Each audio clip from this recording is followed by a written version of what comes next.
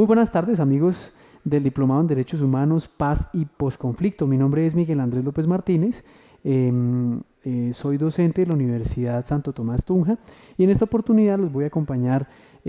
presentando algunas ideas sobre el contexto del desplazamiento forzado como uno de los flagelos más representativos, más trágicos y más difíciles de resolver de nuestro conflicto armado colombiano. Este contexto lo presentaremos acompañado de algunas ideas sobre la construcción del discurso jurídico frente a la tragedia del desplazamiento forzado y haremos algunos comentarios también sobre uno de los fallos que se han considerado como más importantes de la Corte Constitucional al respecto, la T025 del año 2004, presentando un balance muy general a la luz de sus resultados en términos instrumentales y simbólicos. Finalmente haremos algunos comentarios frente a los retos que tenemos como sociedad y que tienen las autoridades, las organizaciones estatales frente al flagelo y las víctimas de esta crisis humanitaria. Comenzaremos por decir que el objetivo de esta presentación es exponer algunas ideas sobre el contexto del problema del desplazamiento forzado y dejar señalados los principales retos que tenemos como sociedad y desde el punto de vista del Estado como organizaciones responsables de la tragedia frente a un fenómeno que no parece cesar y que despierta muchas inquietudes y representa muchísimos retos para la sociedad en general. Bien. En la primera parte de nuestra presentación, en la que conversaremos un poco sobre el contexto del desplazamiento forzado, podemos decir que en términos numéricos, por lo menos, para empezar apenas a tocar el tema, se trata de una circunstancia visible en términos de la cuantificación de las víctimas del conflicto armado. Ustedes se pueden fijar en las cifras que expone la unidad de víctimas en el registro único de víctimas y de cerca de los 8.230.000 y un poquito más seres humanos que en estos momentos se registran como víctimas de alguno de los hechos victimizantes de nuestro conflicto, entiéndase homicidio, agresión sexual, amenazas, desapariciones, ejecuciones extrajudiciales, desplazamiento forzado. El mayor número se lo lleva este último, si se me permite la expresión, coletazo del conflicto. En la imagen tenemos nosotros que cerca del 79.9% de las víctimas que se registran ante el Estado como del conflicto armado lo son por el despojo, el abandono y el éxodo que tienen que experimentar sin que sea voluntario. Estamos hablando de cifras del año de 2016, de noviembre del año 2016, de aproximadamente 6.977.000 seres humanos. Estos son casi 7 millones, un poco menos de la población actual de la ciudad de Bogotá, pero en términos numéricos vemos nosotros que representan uno de los sectores más importantes de las víctimas del conflicto armado. Vamos a hacer un segundo comentario en términos de la contextualización numérica del fenómeno y tiene que ver con dos índices que nos han permitido conocer en el registro único de víctimas. Les pido que se fijen en las imágenes que vamos a presentar. Se trata del índice de intensidad y del índice de presión en materia de desplazamiento forzado. Hablemos del primero. El índice de intensidad mide la cantidad de ciudadanos que salen de un municipio por cada 1.000 habitantes de ese municipio. En los cálculos del registro único de víctimas se puede evidenciar que se trata de una problemática preeminentemente regional. Los principales departamentos en donde se registran los mayores índices de expulsión por cada 1.000 habitantes en los diferentes municipios son, comenzando Chocó, que tiene un índice de 12.012, y pasando por otros departamentos en donde la situación sigue siendo crítica, como Arauca con 1.897 o Putumayo, que tiene una cifra de 2.472. Para ponerlo en contexto, en Chocó, en términos generales y numéricos, en los municipios del departamento, de cada 1.000 habitantes de estos municipios, más o menos 12 de ellos están siendo expulsados al año de su lugar de residencia habitual. Algo similar ocurre en Arauca, en donde son cerca de 2 ciudadanos por cada 1.000, y en el Putumayo, en donde estamos hablando de casi 3 ciudadanos por cada 1000 habitantes. De otro lado tenemos el índice de presión. El índice de presión mide el número de ciudadanos que llegan a un municipio por cada 1000 que habitan en ese municipio. Las cifras siguen revelando que estamos ante un fenómeno marcado en algunas regiones de la periferia institucional, como lo llama el profesor Mauricio García, y seguimos hablando nosotros de Chocó, en este caso de Caquetá, que tiene un índice representativo, me estoy ayudando aquí con las imágenes, con cerca de 2.5 ciudadanos que llegan por cada 1000 a los municipios de Caquetá, y en tendencias muy constantes, Putumayo y Arauca. Vamos a ver a continuación algunas cifras que ha revelado el Centro Nacional de Memoria Histórica en el más reciente informe sobre esta problemática, Una Nación Desplazada, publicado en el año 2014, que nos permite conocer un poco mejor algunas aristas relacionadas con el impacto de la tragedia humanitaria del desplazamiento forzado. Como se puede apreciar en la infografía del Centro Nacional de Memoria Histórica en su informe del año 2014, ya lo decíamos, Una Nación Desplazada, el fenómeno tiene muchas aristas y por eso los análisis requieren una aproximación compleja y además pausada. No se pueden tomar apreciaciones tan a la ligera,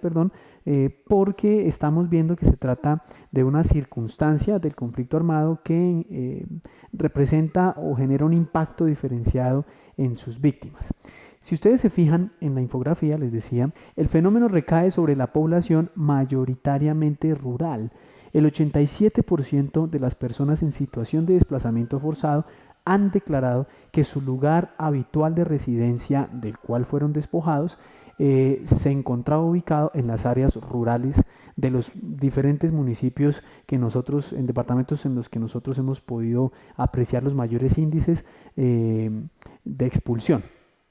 Pero también, si lo vemos en términos de edad, nos podemos encontrar que se trata de un fenómeno que está afectando a la población joven de nuestro país. El 35% de los 6.433.115 seres humanos que se registraban como desplazados para el año 2014 tenía menos de 18 años. 1.211.286 de estos seres humanos tenía entre 18 y 26 años y 2.230.378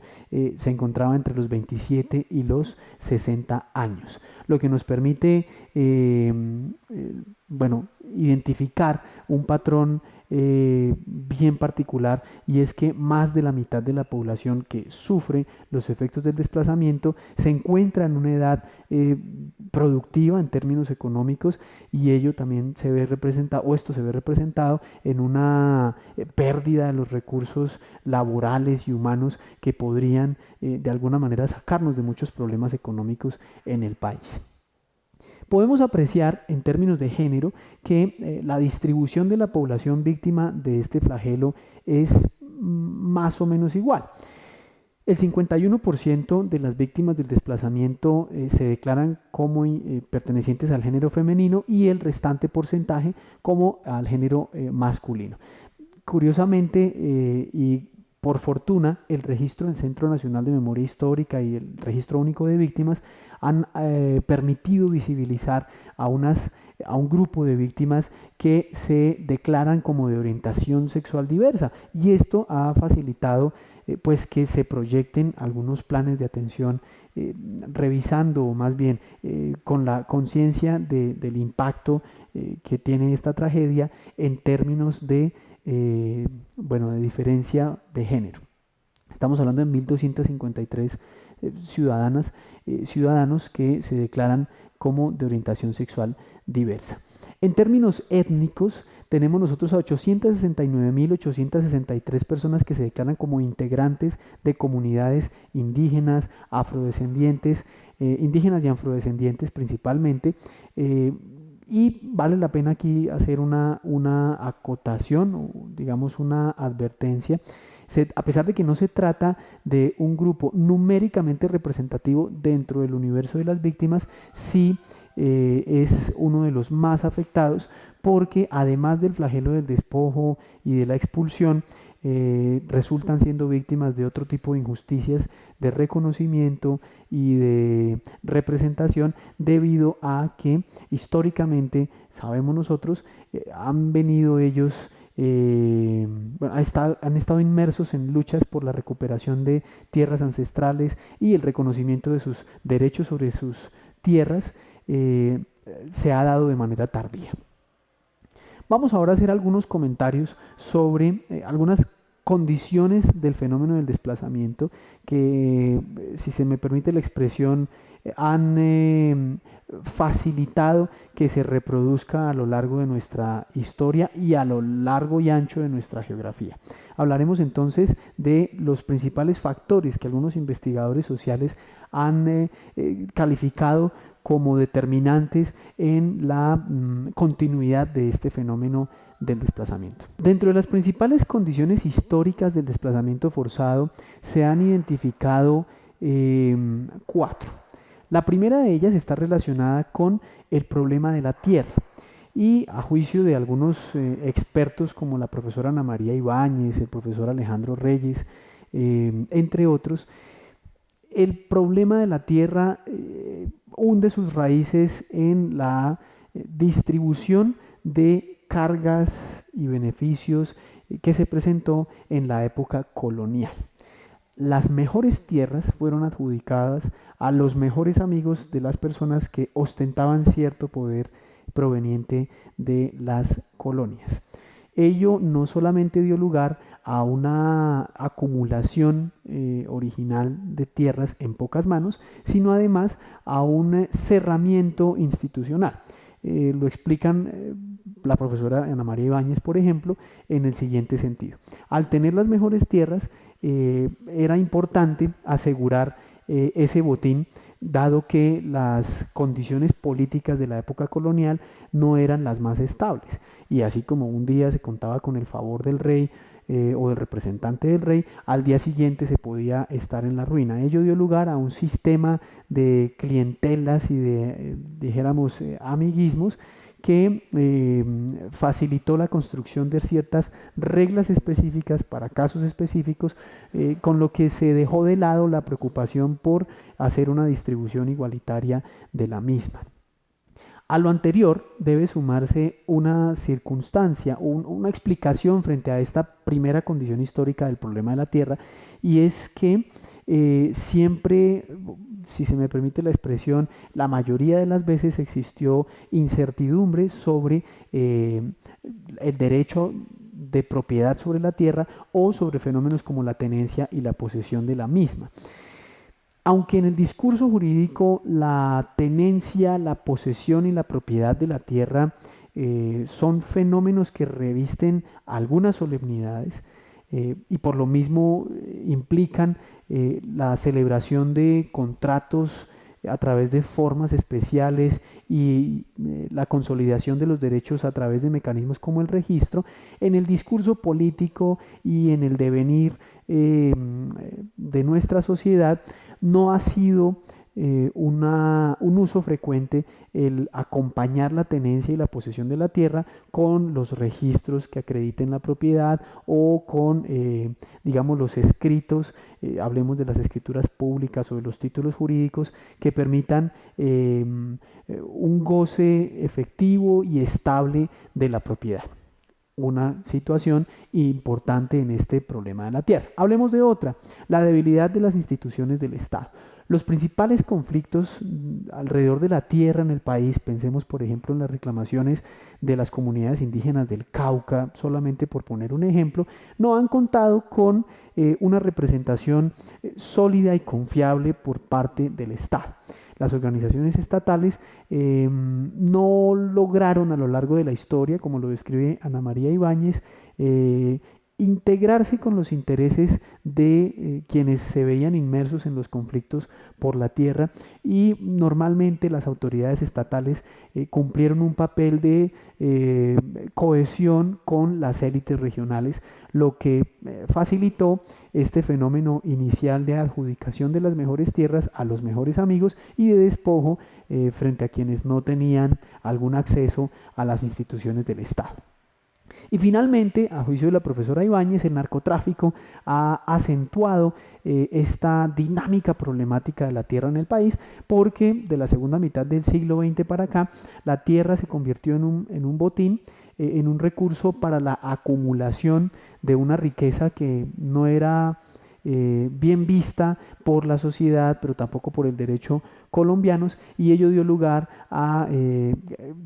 la concentración en pocas manos de grandes extensiones sin que se les diera un uso pues apropiado a estos recursos. Tierras de engorde, tierras que representaban o más bien que intentaban limpiar dineros que se habían obtenido a través de negocios ilícitos, y pues que terminaron en cifras tan escandalosas como la que se presenta en el estudio que hace Ibáñez en 2010. El coeficiente de Gini en el reparto de la tierra de 1960 al año 2004 oscilando entre un 0.86 y un 0.84. Recordemos que el coeficiente de Gini es un indicador que permite establecer los niveles de distribución equitativa o inequitativa de los recursos. Entre más se acerque este número a 1, se entenderá que la distribución es altamente inequitativa, y entre más se acerque a 0, todo lo contrario. Una distribución representará una distribución más equitativa. Bueno, estos dos indicadores reflejan, este indicador del coeficiente de Gini en esas oscilaciones de 0.86 a 0.84 refleja que la problemática de la tierra ha estado marcada por una dinámica de distribución desigual y de concentración que no parece tener un freno evidente en los años recientes. La segunda condición que los investigadores sociales han establecido como determinante de la continuidad del desplazamiento forzado en el país está relacionada con la continuidad histórica de la violencia armada. Esta continuidad se debe, entre otros fenómenos, a una tensión que identificó el profesor Alejandro Reyes Posada en su texto Guerreros y Campesinos, entre dos fenómenos que están relacionados con la tierra, pero que han desencadenado lógicas violentas en el territorio colombiano. La primera es la de la latifundización y la segunda la de la colonización. Como decíamos, desde la época colonial las mejores tierras se han adjudicado permítanme la expresión entre comillas, a los mejores amigos. Pero los mejores amigos no solían quedarse contentos con las tierras que ya tenían, sino que intentaban acumular más, acumular mayores extensiones. De tal manera que en esas pocas manos se fue gestando una lógica de acumulación de las mejores tierras que no tuvo un freno evidente, porque además la institucionalidad estatal no lo permitía. De otro lado, las personas que no contaban con el favor de la colonia, de algunas autoridades republicanas con posterioridad a las guerras de independencia, tuvieron que buscar tierras espacio para sobrevivir, y ellos lo hicieron potrerizando las selvas, subiendo a las montañas, en últimas colonizando aquellas tierras que inicialmente no se podían usar para la explotación de recursos con fines de supervivencia humana. En esa lógica, quienes acumularon las mejores tierras generaron un proceso de expulsión hacia las zonas geográficamente limítrofes de nuestro territorio, y obligó a otros seres humanos, la gran mayoría de ellos, a la colonización de las tierras, si se me permite la expresión, más agrestes. Piensen, por ejemplo, en el fenómeno de potrerización de áreas como el Amazonas. Estamos hablando entonces de la condición de la continuidad histórica de la violencia, y decíamos que una de las circunstancias que dio lugar a esta continuidad fue la tensión entre los fenómenos de latifundización y colonización. La segunda arista de este factor que evidencian algunos científicos sociales está relacionada con la construcción desigual de institucionalidad. Algunos estudiosos de las instituciones en Colombia han identificado que nuestro país es un fenómeno, digamos, nuestro país es un ejemplo de hibridez institucional. Tenemos algunas áreas geográficas con unas lógicas organizacionales, culturales y normativas bien determinadas, en donde se sabe quién tiene el poder, quién puede obedecer y la relación de obediencia, de manifestación de autoridad, de ejercicio de la fuerza a través del derecho es muy clara. Pero también existen áreas en donde esas lógicas de ejercicio del poder a través de las normas son múltiples y tenemos varias personas que compiten por, si se permite la expresión, esa soberanía política. Entonces hay soberanías superpuestas en algunas partes de nuestro territorio y son secciones de nuestra geografía en donde los ciudadanos no saben a cuál norma deben acatar, si a la del Estado que viene del centro de Bogotá a través de las leyes de la República, por ejemplo, o a las del actor armado que en ese momento está ejerciendo alguna influencia en el área. Bueno, la construcción desigual de las instituciones está relacionada pues con esa forma de elaborar las reglas del juego que no tuvieron en cuenta todos los intereses de quienes iban a terminar implicados con el ejercicio de tales reglas. Esto suscitó diferentes dinámicas alrededor del territorio. El profesor Fernán González, por ejemplo, en su texto Poder y Violencia en Colombia, hace una advertencia importante y es que no podemos generalizar el efecto de la construcción desigual de las instituciones. No se dio de la misma manera en todo el territorio, pero sí en algunas áreas se presentaron brotes de violencia a partir del descontento de algunos sectores de la población que quedaron excluidos del proceso de elaboración y construcción de las reglas del juego. Pongamos apenas algunos ejemplos. Las comunidades campesinas del Tolima Grande que hicieron la resistencia a comienzos de los años 50 y los años 60 que dieron más adelante origen a las primeras guerrillas campesinas en nuestro país. Una arista más de esta continuidad histórica de la violencia está relacionada con el hecho de que los actores armados han puesto a la población civil como un tercero interpuesto. ¿Esto qué quiere decir? Que quienes han participado con el uso de las armas en el conflicto armado han buscado en la población civil o bien digamos un escenario de protección, ¿sí? un actor para la protección o un actor para la acción. Y en todo caso lo que han despertado es una percepción de la población civil como un interpuesto en el conflicto. O los protegen o simplemente son parte de nuestro enemigo. La tercera circunstancia de este segundo factor de la continuidad histórica de la violencia en el país está relacionada con el hecho de que se involucra a la población civil dentro de la confrontación. A diferencia de lo que ordenan los mandatos del derecho internacional humanitario, por ejemplo, que consisten o que buscan principalmente apartar a la población civil de cualquier dinámica bélica del conflicto, los actores han visto en la población civil o a personas que les pueden colaborar para mimetizarse y evitar un ataque de su enemigo, o a personas que le pueden brindar recursos y apoyo para propiciar un ataque contra su enemigo. Y ello ha motivado que los actores armados vean en la población no a un tercero, sino a parte de su enemigo. Por eso algunos autores como el profesor Eric Ler han denominado esta lógica como de tercero interpuesto. Entonces, al figurar la población civil como un tercero interpuesto, al ser vista como parte del enemigo, pues los mecanismos violentos se han dirigido contra personas que inicialmente no tenían mucho que ver en esas lógicas bélicas militares, esa confrontación entre los actores, y ello pues ha dificultado que la violencia deje de ser un fenómeno que afecte a las personas que no se involucran de manera voluntaria en ella. La tercera característica el tercer factor determinante de la continuidad histórica de nuestro conflicto, más bien del problema del desplazamiento forzado, de nuestro desplazamiento forzado en el país, está relacionada con la multipolaridad del conflicto. La profesora María Teresa Uribe se refiere a esta figura como la circunstancia en la que nos hemos visto envueltos todos en estos 60, 70 años de guerra en el país, caracterizada por la existencia de actores muy diferentes, de víctimas muy distintas entre sí y de escenarios también muy heterogéneos. Esto ha dado lugar a que las lógicas del conflicto sean distintas dependiendo del territorio, pero también dependiendo del actor armado. Y por eso tengamos nosotros estrategias propias de un actor, el secuestro, por ejemplo, que caracterizó mucho a las guerrillas a mediados de los 90 y hasta comienzos de este siglo,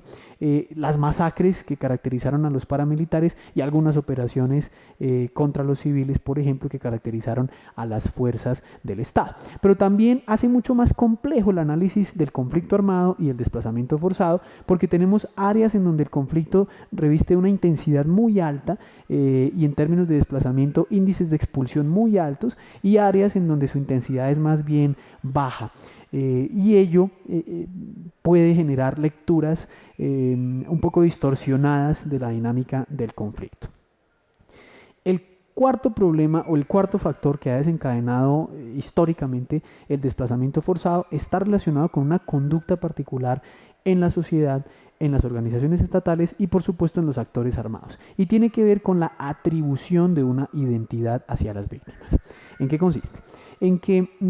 a diferencia de lo que pueda ocurrir, por ejemplo, con una comunidad minoritaria étnica, en donde ellos se autorreconocen como parte de un grupo y generan lazos identitarios a partir del idioma que usan, de la comida, del vestuario, de la ubicación geográfica, las víctimas del desplazamiento forzado no han tenido la oportunidad de generar su propia identidad. Su identidad ha sido atribuida por el actor armado que lo ha considerado un enemigo, o atribuida por la sociedad que en algunas ocasiones lo ha visto como un oportunista o la ha visto como un oportunista, o por las organizaciones estatales que, según las investigaciones del profesor Oscar Dueñas con los grupos focales, en algunas ocasiones los han visto como unos mentirosos. Estas circunstancias, las recapitulamos: la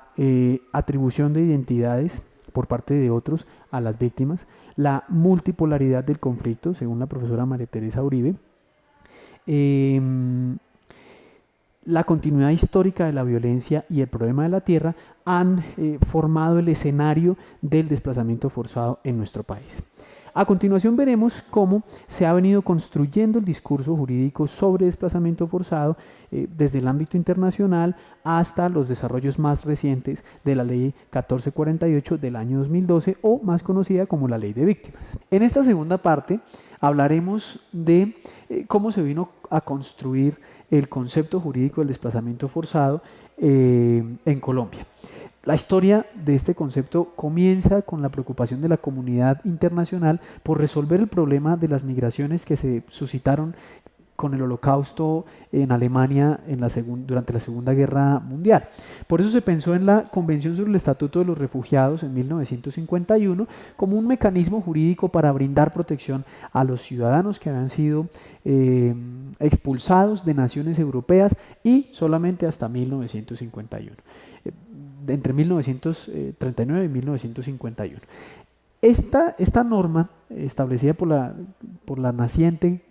Organización de las Naciones Unidas, tuvo restricciones geográficas porque solamente hablaban de atención a las personas que habían sido expulsadas de países europeos, y restricciones temporales. Y la presión de las nuevas colonias de las colonias africanas que se convertían en nuevas repúblicas, y como ocurrió también en algunas del continente asiático, en donde se generaban fenómenos de expulsión involuntaria como resultado de estas lógicas de independencia y de encuentros bélicos con las otras colonias o con las metrópolis, generó una presión internacional alrededor de esta convención, y ello dio lugar a que en 1967 se promulgara el protocolo sobre el Estatuto de los Refugiados, que trató de romper esas limitaciones geográficas y temporales de la convención de 1951. En el contexto americano, El fenómeno del desplazamiento forzado en Colombia comenzó a ser reconocido a partir de la presión de las organizaciones no gubernamentales y de la Iglesia Católica, que curiosamente hizo las primeras investigaciones en 1985 para dar lugar a, para dejar algunas constancias ante la comunidad internacional sobre el fenómeno que se venía despertando a partir de las lógicas paramilitares de contención a la guerrilla. Sin embargo, en términos internacionales, el profesor Francis Deng logró condensar en su documento de los famosos principios Deng a 3 partes del ordenamiento jurídico internacional que fueron de gran utilidad para las normas nacionales. El profesor Francis Deng, entre 1985 y 1997, arma un listado de las normas que internacionalmente son obligatorias, de las que no son obligatorias, pero pueden brindar cierta orientación en la formulación de políticas públicas o en el diseño de nueva regulación. Y a partir de allí, digamos que incorpora la posibilidad jurídica de que existan refugiados que no salen de las fronteras de su país, dándoles la denominación de desplazado. La Conferencia Episcopal y la Convención Permanente para los Derechos Humanos para América Latina lograron tomar esta información de los principios Deng y, ya les decía, a través de las presiones de las organizaciones no gubernamentales y bueno, del contexto político que estaba sufriendo el gobierno de Samper con todo esto del proceso 8000 que buscó legitimidad internacional, le dieron paso a alguna regulación en 1997 que procurara atender el problema del desplazamiento forzado. Por eso, en documentos como el COMPES 2824 del 97 y en la Ley 387 se fijaron algunos lineamientos, se establecieron algunos derechos y algunas fases de atención para el retorno de la población en desplazamiento. Problemas de estas regulaciones. Se ató la atención público-estatal a la disponibilidad de recursos y además en algunos decretos que reglamentaron posteriormente la norma, la Ley 387 como el 2569, se estableció que los fondos estarían o saldrían del mismo bolsillo del Sistema Nacional de Atención y Prevención de Desastres. Es decir, igualaron víctimas del conflicto a víctimas de la naturaleza, sin tener en cuenta que no despiertan la misma solidaridad, que el impacto de la tragedia es distinto, la duración de la misma también es distinta. Y bueno, este tipo de circunstancias fueron desencadenando una serie de reclamos de la población en desplazamiento a través de la acción de tutela, lo que generó algunas sentencias importantes entre el año 1997 y 2004. Pero en el año 2004 la Corte Constitucional ve que el problema se le estalla en las manos, tienen un gran número de acciones de tutela y ello da lugar a una revisión del proceso de la política pública de atención al desplazamiento, de prevención del fenómeno y evidencian un estado de cosas inconstitucional. Y aquí viene la tercera y última parte de nuestra presentación. Ese discurso que se había presentado, que se había elaborado desde la comunidad internacional, que se filtró a la comunidad jurídica nacional, en pocas palabras fracasó, y eso lo evidenció la Corte Constitucional en la sentencia T025 del año 2004. Bien, la T025 representó, como lo hemos dicho, uno de los hitos de la jurisprudencia de la Corte Constitucional. El profesor César Rodríguez y la profesora Diana Rodríguez Franco han hecho un balance muy interesante sobre los efectos de este fallo y lo han hecho a partir de 2 facetas, si se permite la expresión. La primera faceta o la primera dimensión de evaluación de los efectos de este fallo es la instrumental. En términos instrumentales, los fallos judiciales tienen efectos que se ven representados en cambios en las organizaciones, cambios normativos, ajustes en las prácticas de las organizaciones y en términos generales, pues cambios de conducta de los destinatarios de la decisión. Volvemos entonces a la T025. En términos instrumentales, la sentencia logró destrabar el proceso de la política pública que pues tenía una serie de bloqueos en sus etapas de diseño, de planeación, por supuesto de implementación y mucho más de evaluación. En términos generales, el diseño de la política no contaba con un registro más o menos confiable del universo de víctimas para atender. Había un subregistro, había un registro que llevaban algunas organizaciones como la Consultoría para los Derechos Humanos y el Desplazamiento Forzado, CODES, y teníamos el registro del Sistema Nacional de Atención Integral a la Población en Desplazamiento, y tenían cifras distintas y aproximaciones distintas sobre los números del problema. Entonces, para CODES eran 5 millones, para el Sistema Nacional, es decir, para Acción Social, eran apenas unos 2,5 millones. En fin, esta circunstancia tuvo que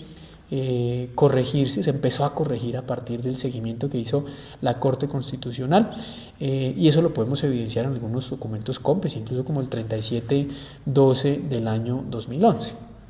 En donde ya como que logran un consenso alrededor del universo de las víctimas. Bueno, a partir de ese COMPES se empieza a lograr un consenso con el registro único de las víctimas. Bien, otro problema en donde la política pública se vio,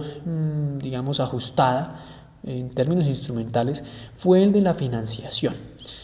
Antes del año 2004 se contaba con menos de 1 billón de pesos para financiar la política de atención a la población, y para el año 2007, para el año 2011, incluso ya para el año 2011 se hacían proyecciones de 54.3 billones de pesos. Y la política 2007 ya contaba con más o menos unos 6-7 billones de pesos según los informes del gobierno nacional, lo que indica que el control y el seguimiento de la Corte Constitucional redundaron en un esfuerzo presupuestal mayor para financiar la política. Sin embargo,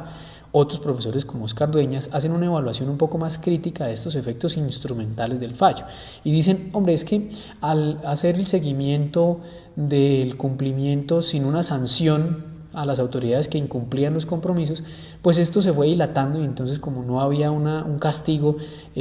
pues tampoco había una presión muy fuerte para cumplir esos compromisos, y ello dio lugar a que el estado de cosas se prolongara y aún se prolongue de manera indefinida.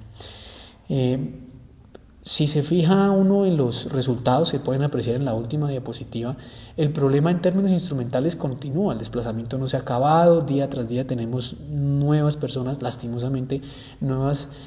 personas integrando estas estadísticas tan tristes, y eso solo las estadísticas, sin hablar de las largas filas en las ciudades de recepción, sin hablar de los niños que quedan desatendidos en los hospitales, en fin.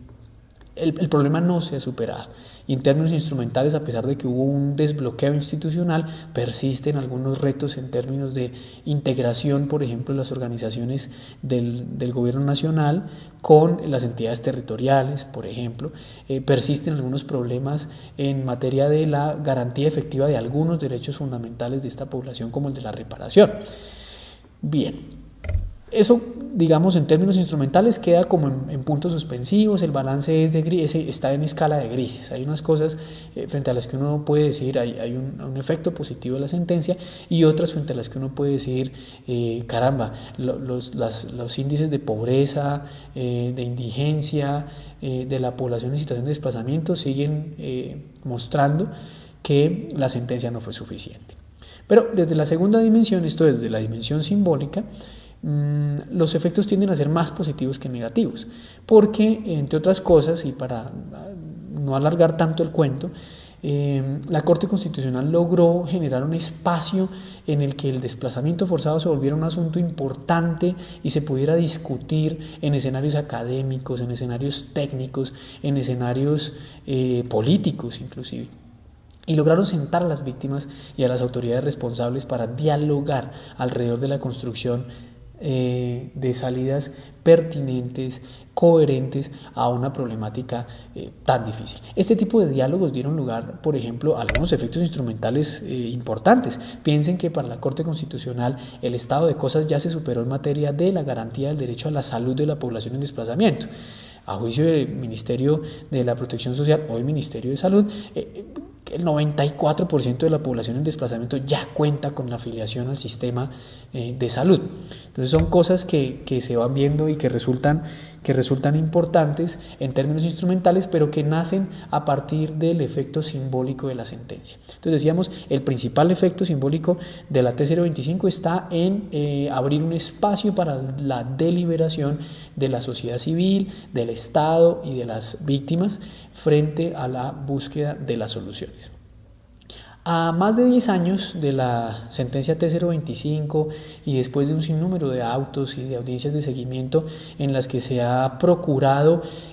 hacer una evaluación rigurosa del proceso de la política pública, decíamos, todavía persisten algunos escollos serios y sin embargo, pues, los balances no terminan siendo tan alentadores. Cuando se profiere la Ley de Víctimas 1448 del año 2011,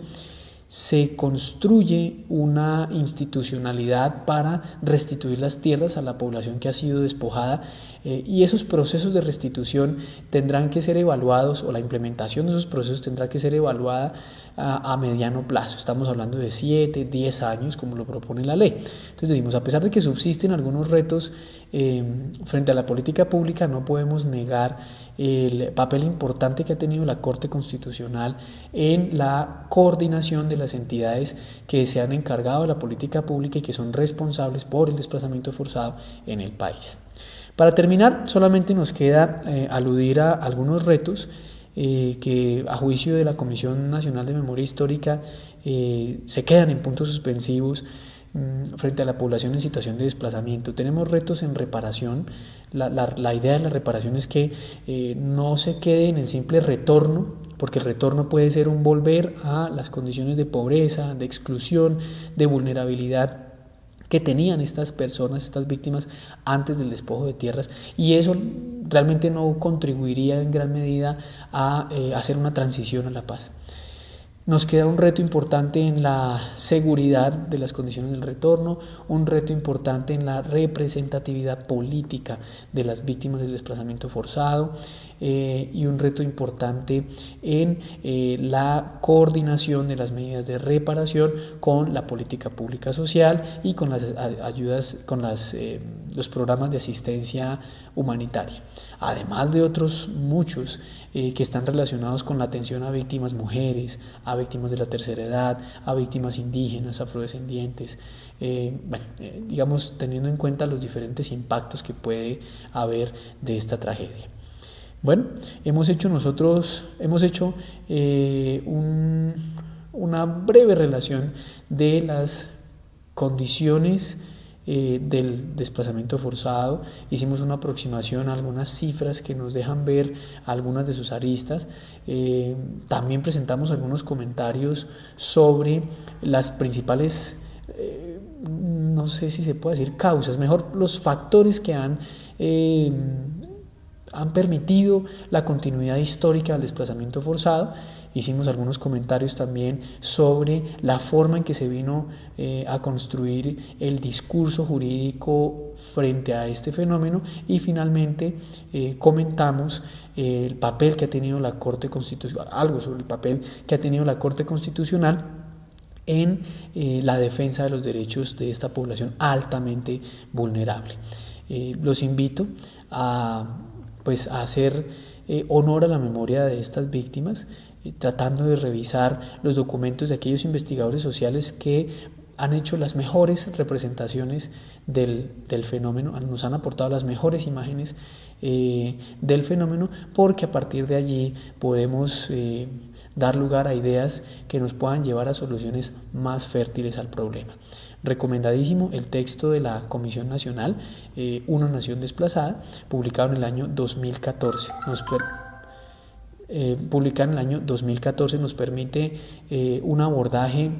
muy amplio, pero a la vez muy detallado, de un fenómeno que ha transformado nuestra cultura, que ha transformado nuestra cotidianidad y que esperamos que al menos a mediano plazo no tenga esos coletazos tan fuertes sobre la vida de tantos seres humanos en el país. Muchas gracias.